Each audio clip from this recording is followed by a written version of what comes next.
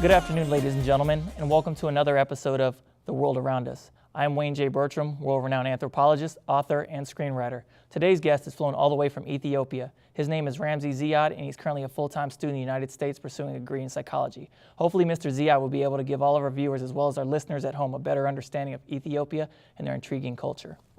So, Mr. Ziad, tell us how it is living in Ethiopia. Living in Ethiopia is really calm. It's no rush in the day. It's nothing to hold you back. The day you live today is the same day that you're going to live tomorrow. It's not much hassles, you know. Government's not really different over there. Mm-hmm. It's calm and it's okay. It's collective, and it gets interactive with them. But you know, other than that, there's no really problems in Ethiopia. Okay. So tell us a little about your parents. My parents, they were born in two different places in Ethiopia. My father was born in Harar, and my mother was born in Dire Dawa. And those are two different places, but you know, in Ethiopia, these cities are literally walking distance from each other. They're different cities, and they have different kind of like agricultures in that area. Like one may do some type of corn, you know, beans kind of food, and another place might do rice and different kind of toppings for food and different things over there. And that's about them. Okay.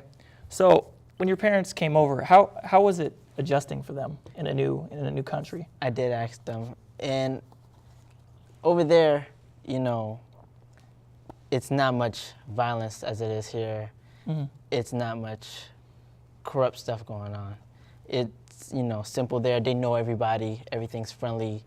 It's nothing for them to really worry about. You know, here, taxes and so much trying to get a job and so much kind of came on them, and their knowledge. They went to school for a very long time to really try to get a good job and everything here.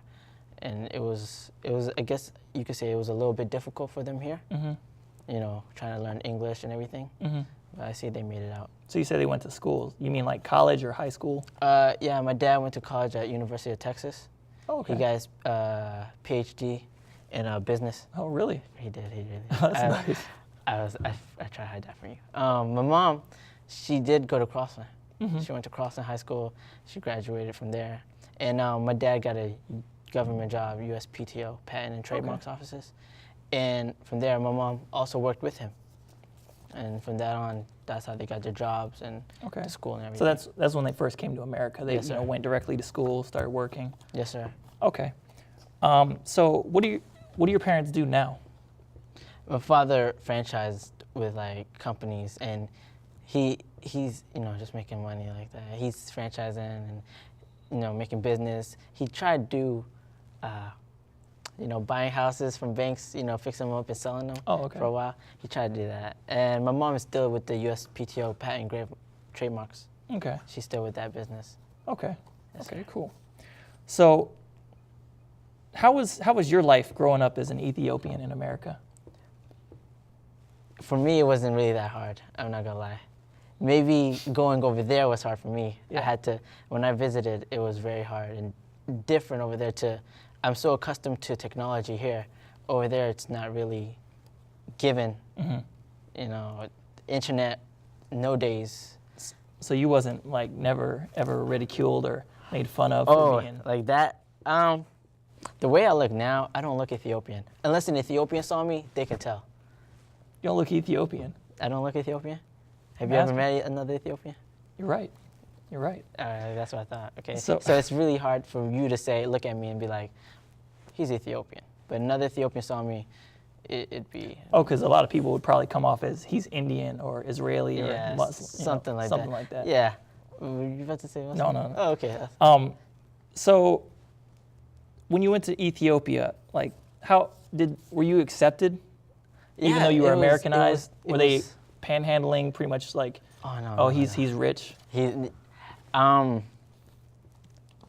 did happen to my cousin though. Mm. This guy gave him a car because he said he's from Canada, and he just gave my cousin a car. My cousin had to give that car back, but yeah, he did get handed a couple stuff. Me, no, I was living with my aunts and uncles, and whatever they did, I helped them out, even with their work.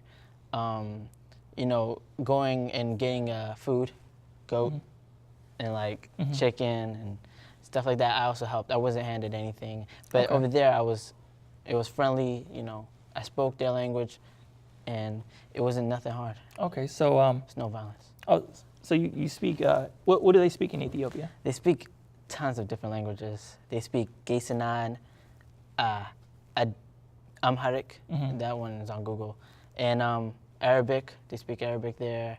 They speak Oromo. It's a lot of different languages there. So what do you speak? I speak Gaysanan and Amharic.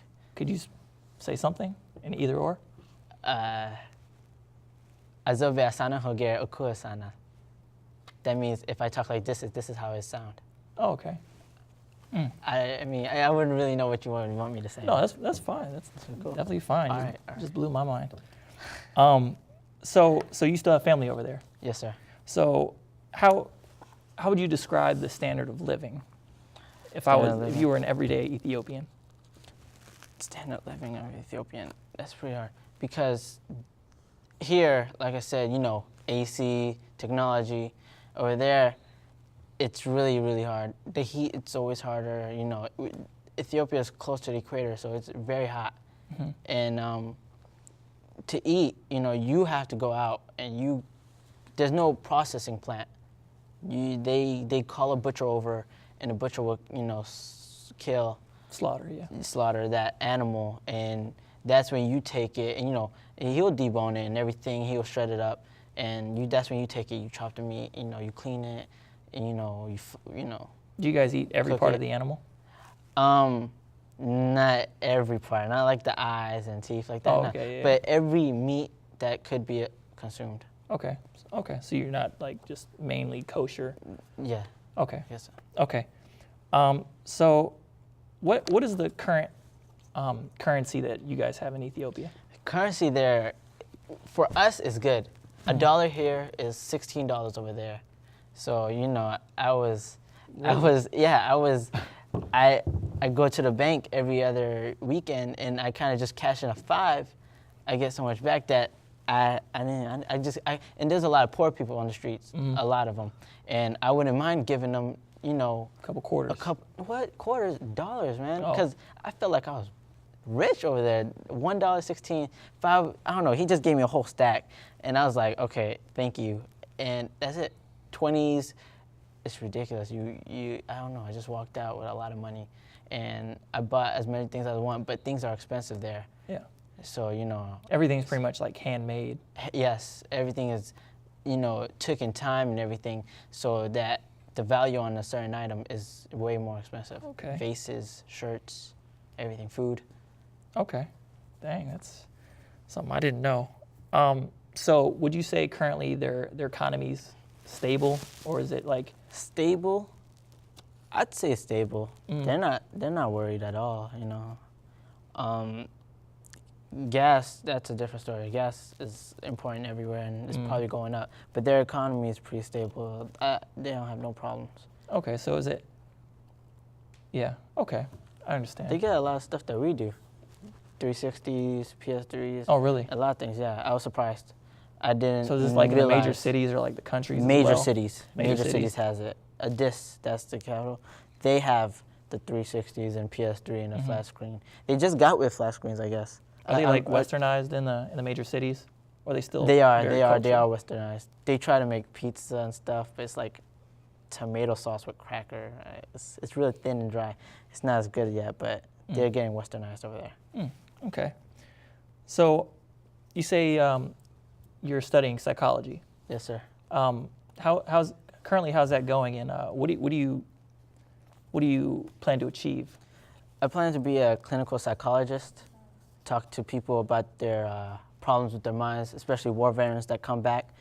They have psychological problems afterwards, and taking the time to talk to them and letting them know that it's okay here. Like, they're not there anymore. They're safe. I like to know how the mind works and how it thinks certain things. It really intrigues me. How you can tell a lie apart and everything. How someone thinks just by their facial expression. Okay. I like to learn stuff about that.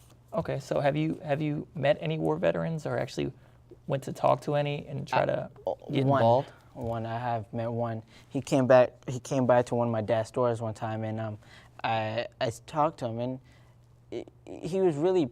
He told me he was proud that I did talk to him for a while. Like, I asked him things, how was it for him and everything, and he didn't really like it. He didn't like. He served in Vietnam. Okay. He did not like it at all. He did kill people, and sometimes he regrets it. He regrets it as bad because I'm pretty sure they felt just the same. But he had to do what had to be done. He's telling me, and I feel for those veterans that come back and have to deal with that kind of traumatizing things. Okay. So currently you're at Prince George's Community College. Do you have plans of transferring and getting you said you want to get your doctorates? Yeah, getting a PhD in psychology would be great.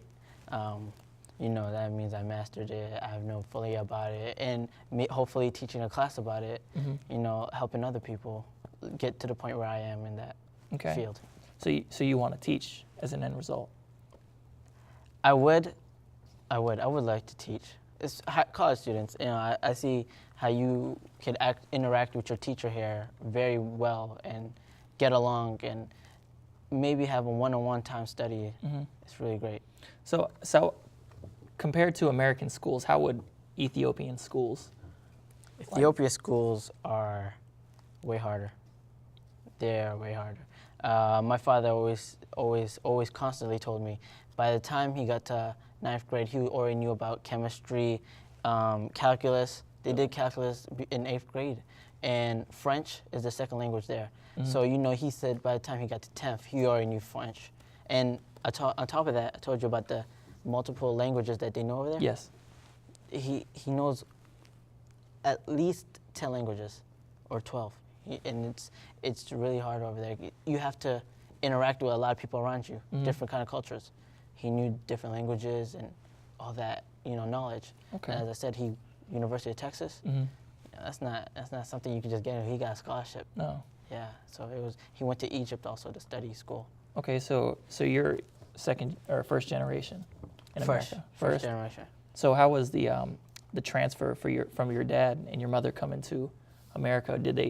Was it an easy transfer for them, or did they have to go through a lot of tape? My mom had the government was being corrupt in Ethiopia. It was, back then it was really bad.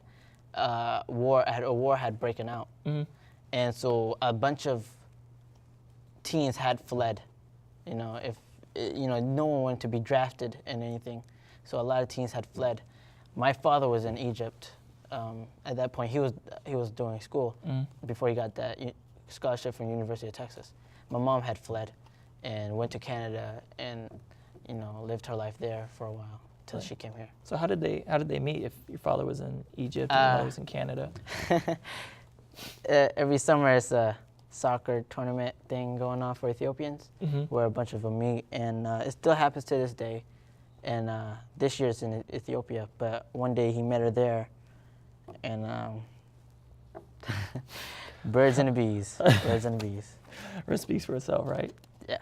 Okay, so what kind of people do you surround yourself with? Like when you go to, do you surround yourself with people mostly, closely related to your, type of religion and ethnic background, or are you diverse? Diverse. I understand how it feels, and getting to understand more cultures is no problem. Okay. I never judge. Okay. So I would put myself around more diversity. That's good to hear. Well, it looks like we're out of time. I'd like to thank Mr. Ziad for coming out and sharing his experience as well as his culture. It's been a journey, and I'm sure our viewers at home as well as our producers at WJB are very grateful. This is Wayne J. Bertram closing out by saying, enjoy your neighborhood and understand the world around us. Thank you. So, yeah. Huh?